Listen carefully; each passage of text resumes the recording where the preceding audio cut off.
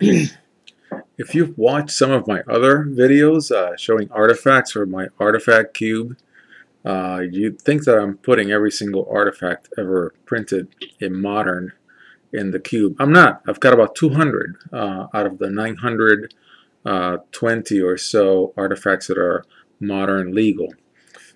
Still, it's quite a bunch of artifacts. So here I'm going to run through the low CMC or converted mana cost artifact creatures. Here we have Ornithopter, uncommon in Miradan, and it's effectively a wall. It's got flying, ready to be equipped. Then you have Steel Wall at 1. It's a 1-drop, and clearly it is a wall. It cannot attack. In more modern cards, it would probably put Defender as a keyword so that you know that it cannot attack, that it is a wall. Clockwork Beetle. It's a one of these cards that come in as 0/0, and it gets counters. Now this is a very interesting card because it loses its counters one by one of the 2 that it gets. So it really only is going to last 2 turns. But it comes in as a heavy hitter for 1 turn. I'm sure there are strategies that can use that. Then you have all these Arcbounds in Darksteel, and here's one of them. This is Arcbound Worker. There's like 10 of them, and it's got this ability that's very interesting. It's called Modular 1, which is really it reads a lot like an older form of Scavenge, the ability that we find in Golgari. The Golgari guild in Return to Ravnica.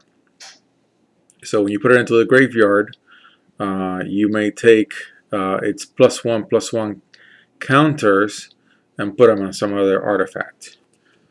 Reads a lot like Scavenge to me. Spin Crusher is a 2 CMC card. Arcbound Stinger, another Arcbound. It's got Modular 1, so it's got one of those counters that are effectively working like Scavenge.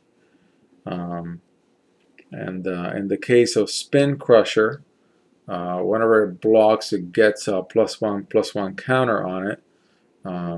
It starts really as a wall, but it can be made unblockable if you're willing to part with one of the counters. Then we've got Ferropede, which is an uncommon from 5th Dawn, and Snapsail Glider, which is another 3-drop. It's got Metalcraft, so in the case of Ferropede, it is unblockable. And you can remove a counter from a permanent when it deals combat damage. Sounds a lot like something that would have played really well in Miradan Block Constructed, because you would assume that your opponent has counters on their permanents, and that's not as often found in some blocks or in some versions of Standard. In the case of Snapsail Glider, it's got Metalcraft, so it's got flying as long as you control 3 or more artifacts. And it's a 3 for 2/2, which is not that bad. Then you've got 2 artifacts from recent blocks. One-Eyed Scarecrow. It's got Defender, and it slows down your opponent's creatures with flying. Looks like something that could be played well with a green deck that doesn't have a lot of flying creatures. You'd want to slow down your opponent's flyers. It's a 2/3, which is not that bad. Rustic. It says here that you can leave it on. You can leave it tapped, but then also it allows you to tap somebody else's artifact, and it's effectively a wall at 1/3.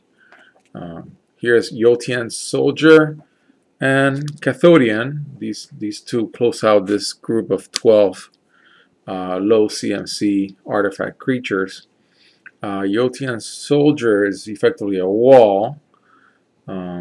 It's got Vigilance, described in the long form here as attacking doesn't cause it to tap, which is what Vigilance is. And then in the case of Cathodian, you can get 3 to add to your mana pool if this thing dies, and that's pretty good. I mean, it's an uncommon in Meridan. I don't know, it strikes me as a fairly playable card.